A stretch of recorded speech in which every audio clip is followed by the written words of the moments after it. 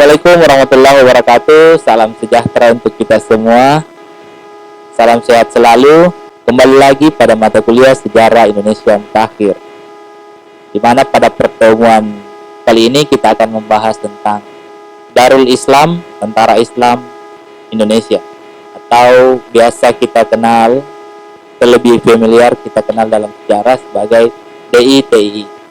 DITI ini adalah sebuah gerakan yang pernah terjadi di masa lalu yang menginginkan diri untuk lepas daripada Negara Kesatuan Republik Indonesia.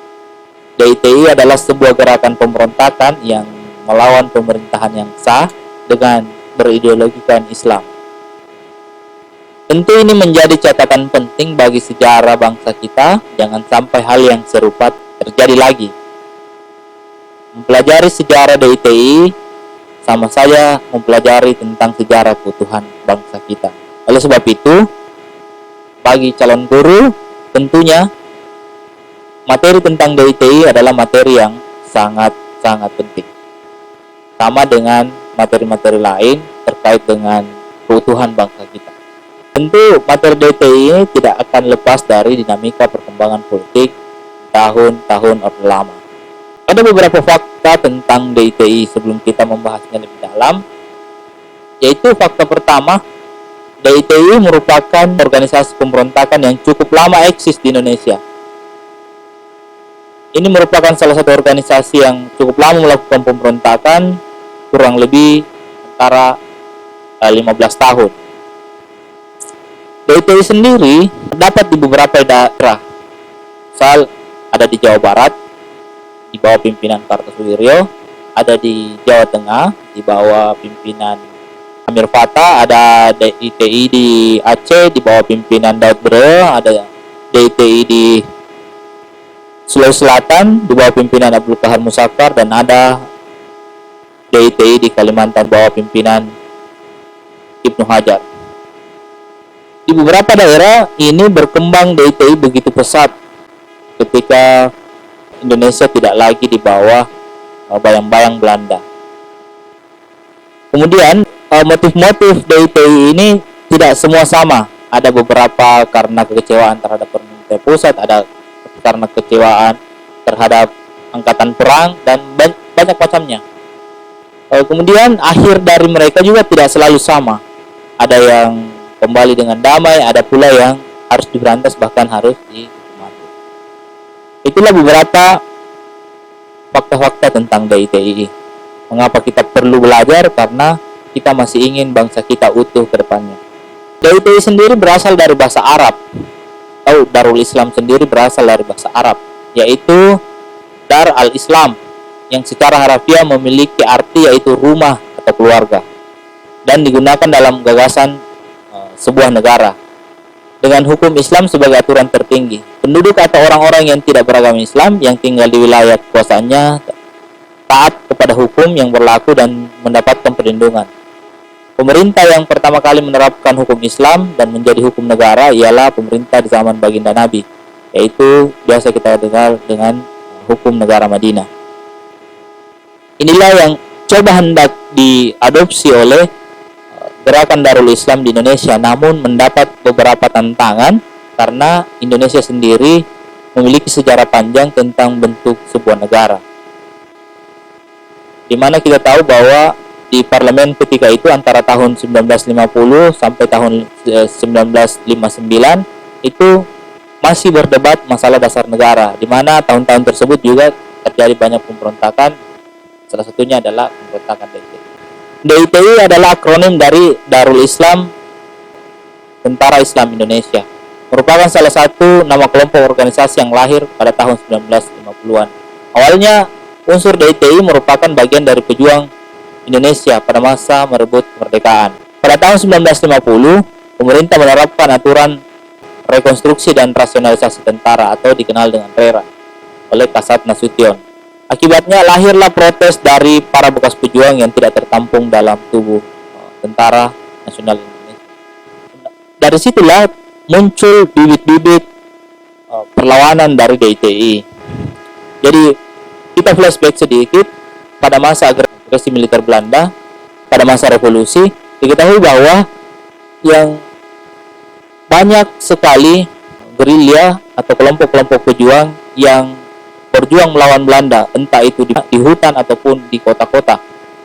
Setelah perjanjian Konferensi Meja Bundar, salah satu isi perjanjian KMB atau Konferensi Meja Bundar dalam isinya menyebutkan bahwa APRIS diisi oleh TNI dan TNIL atau Tentara Kerajaan Hindia Belanda. Namun kedua unsur ini setelah perjanjian Meja Bundar itu diterapkan. Namun yang menjadi masalah adalah dalam penerapannya salah satu klausul KMB ini menuai banyak protes karena untuk melakukan integrasi daripada pejuang-pejuang yang melawan Belanda di masa revolusi itu ternyata ada syaratnya. Jadi pejuang-pejuang ini tidak lantas masuk begitu saja di TNI. Mereka harus melalui beberapa kriteria atau syarat. Pertama, bisa menulis, tinggi badan dan lain-lain, postur dan lain-lain sebagainya yang telah ditentukan oleh TNI. Tentu hal ini memantik protes daripada pejuang, di mana kita ketahui bahwa perwira-perwira Kenil ini yang dulu berpihak kepada Belanda, setelah perjanjian KMB mereka memiliki posisi yang bagus dibanding para pejuang. Kita tahu bahwa para pejuang ini melawan perwira Kenil tersebut, orang-orang Kenil tersebut pada masa revolusi. Tentu ini terjadi ketimpangan. Orang-orang yang mereka lawan dulu kemudian mendapat tempat yang lebih baik di tubuh TNI. Inilah awal mula kekecewaan tersebut, dan ini hampir terjadi di berbagai daerah di mana pemberontakan DITI itu lahir. Pemberontakan DITI yang terjadi di berbagai daerah ini sebenarnya motifnya tidak selalu sama. Ada yang seperti yang saya katakan sebelumnya karena motif kekecewaan terhadap TNI ataupun dari pemerintah pusat. Baiklah, mari kita bahas satu persatu. Pertama ada gerakan DITI Jawa Barat. Sebenarnya dari Jawa Barat lah pusat DITI ini. Dari sinilah lahir DITI yang diprakarsai oleh Kartosuwiryo. Jadi sebenarnya DITI lahir dari prakarsa Sukarmaji Marijan Kartosuwiryo atau yang dikenal dengan SM Kartosuwiryo. Pada perkembangannya lahirlah beberapa DITI di berbagai daerah. Tentu semua DITI yang di berbagai daerah ini berbaiat pada satu pimpinan, yaitu Kartosuwiryo sebagai pimpinan atau khilafah dari negara Islam atau Darul Islam ini. Gerakan ini lahir atau dimulai saat menjelang KMB. Jadi kita tahu bahwa ada peristiwa di mana ibu kota dipindahkan dari Jawa Barat ke Jawa Tengah atau tepatnya Yogyakarta, di mana pasukan-pasukan atau divisi-divisi, terutama divisi Siliwangi itu harus melakukan long march atau berpindah ke daerah Jawa Barat. Ketika peristiwa itu terjadi, Kartosuwiryo melancarkan protes kepada pemerintah Indonesia, di mana mengatakan bahwa kita sudah merdeka, kenapa mesti kita mengikuti keinginan pemerintah Belanda yang terus-terus saja menindas kita. Atas dasar itulah Kartosuwiryo mulai tidak sepakat dengan pemikiran pemerintah Indonesia saat itu. Kemudian setelah KMB, Kartosuwiryo kemudian tetap pada pendiriannya yang tidak sepakat terhadap pemerintah pusat, dan ternyata pada akhirnya Kartosuwiryo mendirikan Darul Islam yang kemudian dikenal dengan negara Islam pada perkembangannya. Inti gerakan ini terdiri dari Laskar Sabilillah yang juga berjuang melawan agresi Belanda di masa revolusi, di mana saat itu kita tahu bahwa ada banyak gerakan-gerakan, ada banyak laskar-laskar yang berjuang melawan Belanda ketika Belanda ingin kembali atau melakukan agresi militer. Namun laskar ini pada kemudian hari ini tidak sepakat dengan pemerintah pusat. Inilah cikal bakal lahirnya DITI. Kartosuwiryo kemudian memproklamirkan hadirnya NII sebagai negara melalui maklumat pemerintahannya nomor 11 garing 7 saat itu. Dalam maklumat disebutkan bahwa 17 Agustus tahun 1945 adalah akhir dari masa kehidupan bangsa Indonesia. Menurut Kartosuwiryo, Kartosuwiryo menetapkan keputusannya untuk mengklaim seluruh wilayah Indonesia sebagai kekuasaan NII atau Darul Islam. NII kemudian menyempurnakan angkatan perangnya untuk dapat menguasai beberapa wilayah agar dapat bergabung dengan negara Islam Indonesia. Pasukan ini kemudian diberi nama Tentara Islam Indonesia atau biasa dikenal dengan Darul Islam Indonesia, Tentara Islam Indonesia. Jadi kita ketahui bahwa dari sinilah awal DITI itu melakukan pemberontakan. Jadi setelah maklumat dikeluarkan, Kartosuwiryo kemudian tidak mengakui adanya negara Republik Indonesia karena menentang perjanjian Renville, menganggap bahwa pemerintah Indonesia terlalu lemah atas intervensi Belanda. Kemudian merebak ke daerah dan Kartosuwiryo menjadi pimpinan tertinggi dari negara ini, atau disebut juga biasa dengan khilafah. Akhir dari DITI Jawa Barat. Jadi DITI Jawa Barat ini berlangsung cukup lama. Jadi pada tahun 1962 gerakan ini dapat dilumpuhkan dengan melalui beberapa rangkaian usaha dari pemerintah Republik Indonesia. Guna untuk menanggulangi pemberontakan ini, pemerintah mengeluarkan peraturan nomor 59 tahun 1958 yang berisikan tentang penumpasan DITI. Salah satu caranya adalah dengan menurunkan pasukan divisi Siliwangi dan menerapkan taktik pagar betis. Taktik pagar betis ini dilakukan dengan menggunakan tenaga rakyat dengan jumlah ratusan ribu untuk mengepung tempat-tempat persembunyian DITI. Tujuan lain dilakukannya pagar betis yaitu untuk mempersempit gerakan DITI. Selain dari pagar betis, operasi lain yang dilakukan oleh divisi Siliwangi atau Kodam Siliwangi saat itu adalah Operasi Bharatayuda. Operasi ini dibentuk untuk menemukan tempat persembunyian Imam NII atau Khalifah NII Kartosuwiryo. Setelah melalui perjalanan panjang untuk mencari Kartosuwiryo, dirinya berhasil dibekuk hidup-hidup oleh Letda Suhada, pimpinan Kompi C Batalion 328 Siliwangi.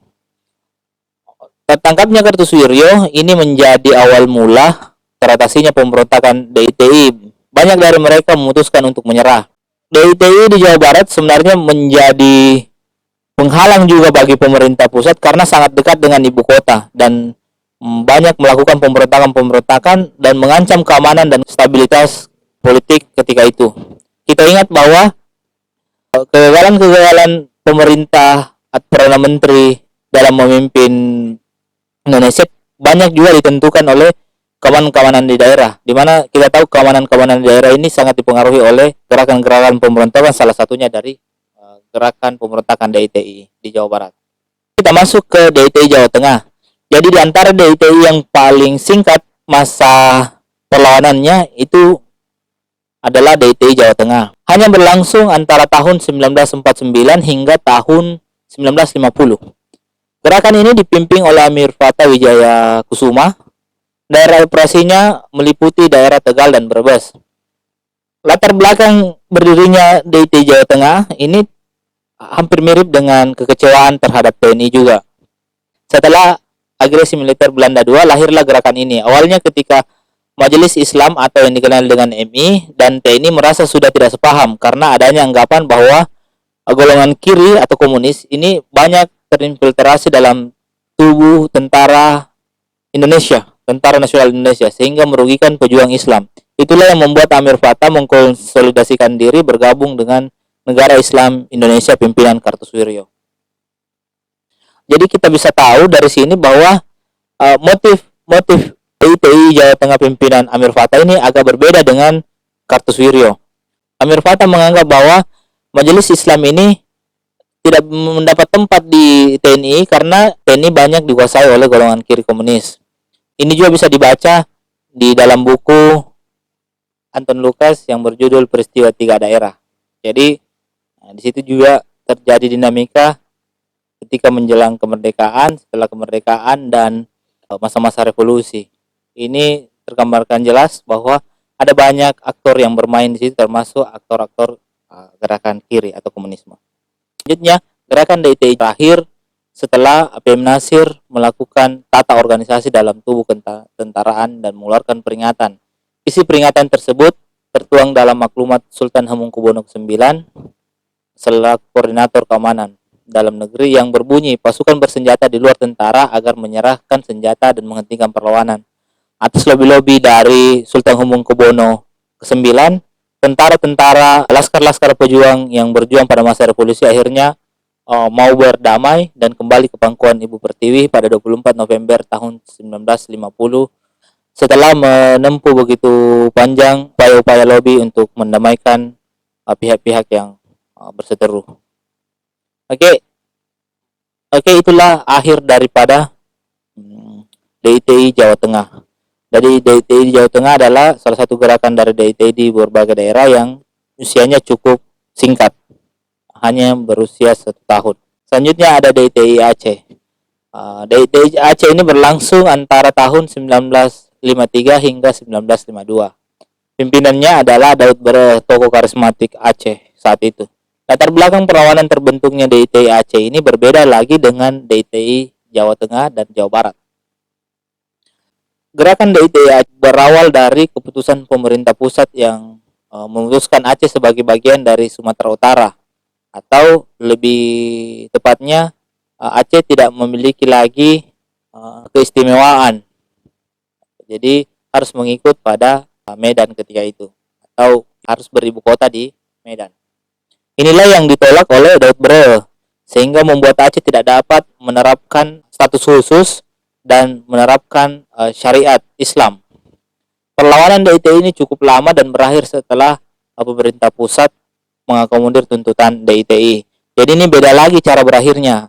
Pemerintah pusat kemudian mengakomodir keinginan tokoh-tokoh Aceh yang kemudian menjadikan Aceh sebagai daerah istimewa ketika itu atas perhatian dari presiden langsung, yaitu Bung Karno ketika itu.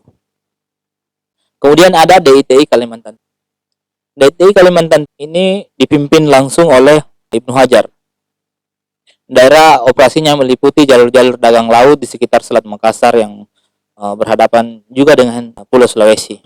Penyebab berdirinya gerakan DITI Kalimantan Selatan disebabkan oleh rasionalisasi ABRI yang kita kenal dari rekonstruksi tentara tadi, di mana ketika pejuang-pejuang ini ingin masuk ke TNI, ada banyak syaratnya, termasuk kecakapan membaca, tinggi badan, postur tubuh, dan lain-lain sebagainya, yang dimana ini tentunya menimbulkan cemburuan sosial antara laskar-laskar pejuang atau gerilya dengan Kenil, dimana kita tahu Kenil bisa dengan mudahnya masuk ke dalam tubuh TNI, sedangkan laskar-laskar pejuang ini mengalami begitu banyak proses untuk bisa masuk, dan sehingga itulah yang memantik pergerakan laskar-laskar ini untuk melawan kembali pemerintah yang sah ketika itu.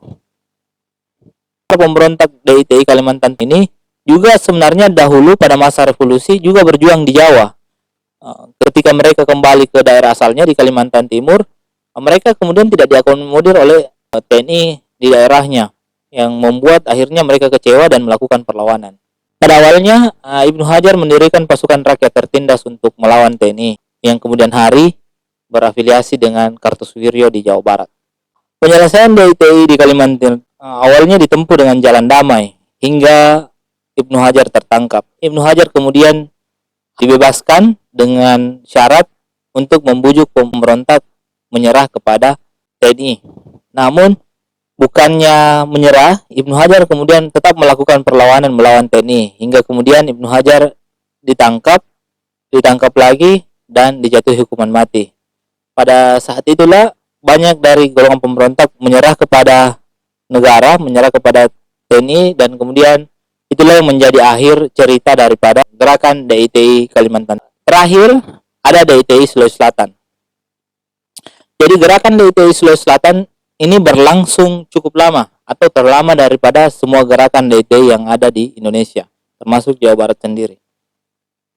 Gerakan ini dipimpin langsung oleh Abdul Qahar Muzakkar, tokoh yang sangat karismatik di Sulawesi Selatan, banyak pengikutnya dan dianggap sebagai pahlawan di tanah kelahirannya. Qahar Muzakkar sendiri bahkan sering dikultuskan oleh pengikutnya. Ada banyak cerita-cerita yang berkembang di masyarakat tentang dirinya. Motif dari gerakan ini diawali dari kekecewaan pasukan gerilya terhadap pemerintah pusat. Jadi hampir mirip tadi dengan apa yang terjadi di Kalimantan Timur, di mana Sulawesi Selatan sendiri ada banyak gerilya laskar-laskar yang dulu melawan gerakan militer Belanda atau agresi militer. Laskar-laskar ini setelah perjanjian KMB ternyata tidak diakomodir dalam tubuh TNI, sehingga mereka kecewa dan berbalik melawan pemerintah negara Republik Indonesia.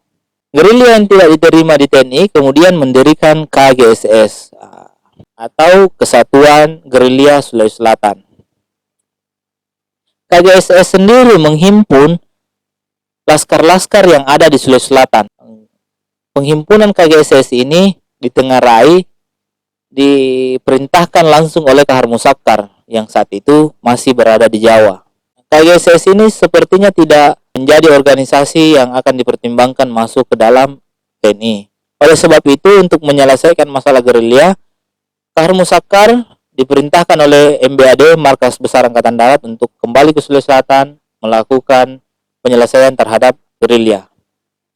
Ternyata ketika Kahar Musakkar kembali ke Sulawesi Selatan dan melakukan investigasi apa sebenarnya yang terjadi di dalam tubuh gerilya, ternyata Kahar Musakkar sendiri yang memimpin KGSS ini dan melakukan perlawanan terhadap Teritorium 7 saat itu di Sulawesi. Hal ini kemudian menimbulkan prasangka di TNI bahwa Kahar Musakkar lah yang menjadi pimpinan KGSS ini, yang memberikan pengaruh bahwa mereka harus berlawan terhadap pemerintah. Masalah gerilya ini menjadi berlarut-larut antara tahun 1950 hingga tahun 1952. Pada tahun 1952, TNI kemudian memberikan peluang untuk KGSS agar bisa diterima ke dalam Angkatan Darat pada saat itu. Namun secara bertahap. Untuk masuk ke dalam TNI, maka KGSS harus dirubah dulu menjadi CTN atau Korps Cadangan Nasional. Intinya sebelum mereka masuk ke tubuh TNI harus melalui satu korps yang nantinya akan dipilih kemudian masuk ke TNI. Namun pada tahun 1953 CTN ini gagal terintegrasi ke TNI karena Kahar beranggapan mereka yang diintegrasikan itu individu bukan per batalion. Jadi inilah yang membuat Kahar semakin kecewa karena maunya Kahar itu yang diintegrasikan bukan individu tapi per batalion. Jadi semua diintegrasikan bukan satu persatu. Kekecewaan Kahar ini berujung panjang karena ternyata pada tahun 53 Kahar melakukan komunikasi dengan Kartosuwiryo dan akhirnya menyatakan diri bahwa Sulawesi Selatan adalah bagian dari DITII di bawah pimpinan Kartosuwiryo. Dari sinilah perlawanan DITII berasal, hingga Kahar mengakui bahwa Sulawesi Selatan adalah bagian dari DITII Jawa Barat. Wilayah kekuasaan DITII Sulawesi Selatan begitu luas, meliputi Sulawesi Selatan, Tenggara, dan beberapa wilayah perairan seperti Selat Makassar. Tahun 1962 ketika Kartosuwiryo meninggal, Kahar mendeklarasikan diri sebagai pimpinan negara Islam. Namun posisi DITII makin lemah di Sulawesi Selatan. Pada tahun 1965, tepatnya 2 Februari, Kahar Musakkar tertembak mati di Sungai Lasolo, Sulawesi Tengah. Meninggalnya Kahar menandai berakhirnya DITII di Sulawesi Selatan. Namun, tahun-tahun meninggalnya Kahar, pengikutnya yang begitu banyak di Sulawesi Selatan masih menganggap bahwa Kahar itu masih hidup. Sampai hari ini, kematian Kahar masih menjadi misteri. Bahkan, para pengikutnya menganggap bahwa Kahar belum meninggal dan kuburannya pun tidak diketahui. Oleh Panglima Yusuf ketika itu menjabat sebagai Panglima Kodam, menganggap bahwa Kahar Musakkar telah meninggal dan tidak boleh mempublish di mana letak kuburannya karena dikhawatirkan pengikutnya akan mengkultuskan kuburannya dan itu akan berdampak tidak baik kepada masyarakat. Jadi itulah sejarah dari pemberontakan DITII di Sulawesi Selatan. Jadi DITII ini mengusung ideologi Islam. Jadi penerapan ideologi Islam di Sulawesi Selatan maupun di daerah lain itu pernah terjadi di daerah kita. Pada tahun 1955 DITII itu mendeklarasikan daerah-daerahnya. Jadi DITII melakukan semacam penarikan garis demarkasi bahwa 5 kilo dari kota itu adalah daerahnya. Siapa yang masuk ke daerahnya maka harus menaati aturan. Jadi pernah sekali waktu penerapan hukum Islam itu dilakukan oleh DITII. Dan ini marak terjadi di masa-masa itu. Misalnya pencurian, maka akan dipotong tangannya. Pada saat itu memang dilakukan pemotongan tangan, namun turnikel untuk memotong tangan pelaku pencurian itu tidak kuat sehingga ketika dipotong darahnya habis, si pelaku pencurian mati. Itu yang terjadi dan itu dikritik pemerintah ketika itu. Dan begitu banyak lagi, misalnya pembakaran rumah di mana-mana, misalnya memori kolektif tentang pembakaran kampung di Mandar itu pernah terjadi di masa DITII. Jadi masa-masa ini dianggap sebagai masa-masa yang suram atau bahkan untuk semangat hidup itu sangat sangat sangat cekam. Jadi peristiwa DITI semoga ini tidak terulang lagi dengan bentuk apapun, entah itu dalam bentuk ideologi transnasional yang selama ini berkembang cukup pesatnya. Anggap saja ideologi-ideologi yang menganggap di luar kelompoknya itu tidak baik, ini seharusnya bisa ditepis, dan tugas guru adalah mendesain pembelajaran ini, mendesain sejarah-sejarah kita agar generasi muda kita tidak terkontaminasi. Kita tahu bahwa ideologi-ideologi di luar sana, misalnya anggaplah di Timur Tengah, ada ISIS, Al-Qaeda, dan tentu itu banyak melakukan kerusakan. Kita tahu bahwa Timur Tengah yang dulunya damai, hari ini menjadi porak-poranda. Itu disebabkan apa? Disebabkan ada ideologi yang tidak seharusnya dipaksakan. Saya kira itu saja yang bisa saya sampaikan. Semoga kita bisa memetik hikmah daripada peristiwa-peristiwa DTI di masa lalu dan memberikan pembelajaran kepada siswa kita kelak agar kita tidak terulang lagi pada peristiwa-peristiwa kelam tersebut. Mohon maaf bila ada kesalahan dan kekurangan. Saya ucapkan alhamdulillah. Assalamualaikum warahmatullahi wabarakatuh.